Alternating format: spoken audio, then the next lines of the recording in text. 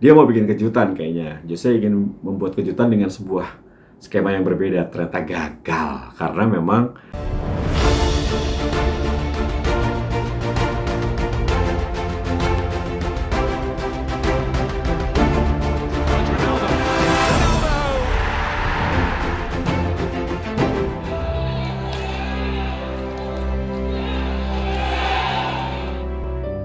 teman-teman, kembali di T10 TV dan gua akan membahas mengenai review pertandingan antara Internazionale menghadapi AS Roma.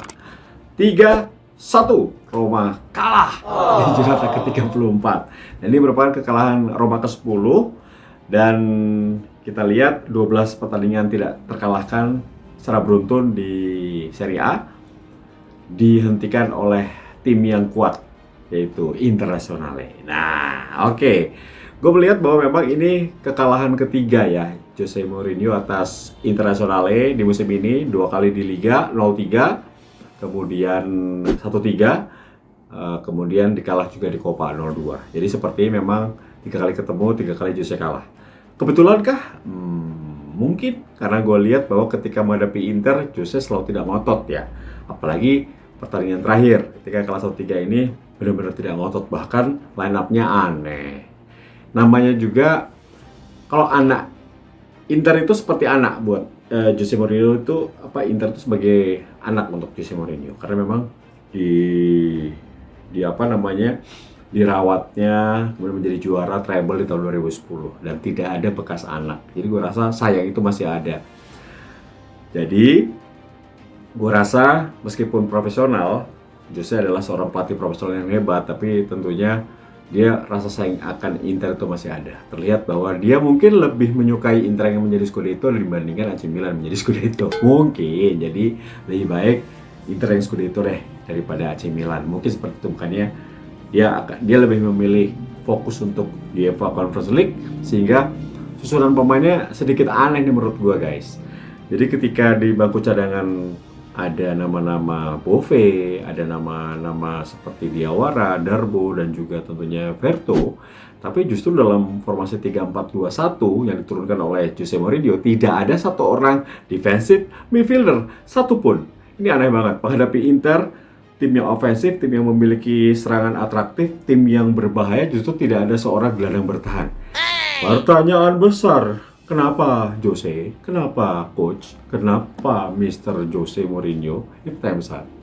Memang Brand Kristalnya cedera, Zaniolo tidak ada. Terus fokus tanggal 29 menghadapi Leicester City. Tapi apakah tidak ada pemain lain yang bisa mengisi itu? Kenapa justru El Shaarawy yang dipasang justru menumpuk pemain gelandang serang? Itu kan aneh banget. Ini menjadi pertanyaan besar. Tapi ya dari sini kita sudah melihat bahwa memang fokusnya Jose Mourinho adalah menjadi juara UEFA Conference League, seperti halnya ketika dia menangani Manchester United musim pertamanya. Dia melepas liga, dia dapat piala UEFA Europa League. Semoga sama musim pertamanya bersama Roma dia mendapatkan piala Conference League. Amin. Oke, kita lihat dulu 3-4-2-1. Ini menarik adalah belakang sudah biasa ya. Kiper oke. 3 back di belakang oke, kanannya Rekasdorp oke, Soleski oke. Nah di tengah itu menarik, Mkhitaryan dipasang dengan Sergio Oliveira. Di depannya Pellegrini di kanan, di kirinya El Shaarawy, depannya Tammy Abraham. Ini aneh banget. El Shaarawy ini aneh banget. Maksud gue itu posisinya Mkhitaryan kan. Nah harusnya ini El Shaarawy tidak main harusnya. Kan di situ masih ada Bove, masih ada Verto, Darboe atau Diawara. Ya mungkin Verto lah yang sering dipasang. Atau Bove, itu tidak dipasang juga. Jadi dari awal gue udah aneh banget nih. Ini mau ngasih Inter menang atau gimana nih? Gitu kan. Kalau mau ngasih Inter menang, kasih aja pemain cadangan, jangan memaksakan semua pemain gitu. Kan mending istirahatin aja sekalian buat tanggal 29 kan lawan Leicester kan. Tapi kayaknya juga dia mau bikin kejutan kayaknya. Jose ingin membuat kejutan dengan sebuah skema yang berbeda. Ternyata gagal karena memang tidak ada holding gitu. Ketika nyerang bagus, pas kena counter mati karena transisinya ada bolong di tengah itu yang tidak ada pemain yang menghentikan serangan balik lawan. Akhirnya Gol pertama terjadi akibat tidak ada seorang gelandang bertahan yang menghentikan Hakan Çalhanoğlu.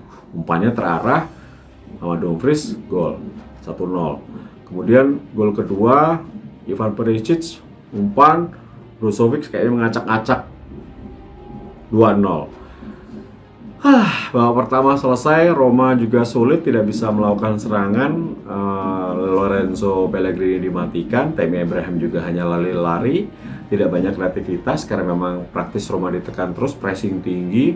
Gua rasa memang Inter sangat siap, Simone Inzaghi sangat siap bagaimana mematikan AS Roma. Dua sayap, Zalewski dan juga Rekastrop dipaksa untuk terus bertahan, tidak pernah maju overlap memberikan umpan. Nah, babak kedua gue pikir akan ada pergantian pemain. Adanya Verto mungkin dimasukkan, Darbo dimasukkan, atau Bove dimasukkan.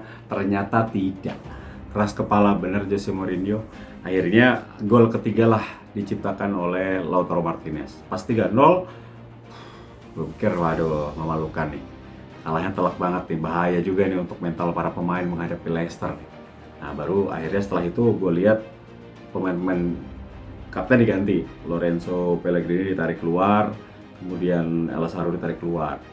Baru setelah itu Zalewski tarik keluar, Tammy Abraham tarik keluar, Sergio Oliveira tarik keluar. Gue setelah mereka tarik keluar, gue rasa baru kan, kenapa gak dari awal aja pemain cadangan semuanya sekalian gitu. Bawa waktu ngalah-ngalahin kasih mental drop aja nih Jose nih.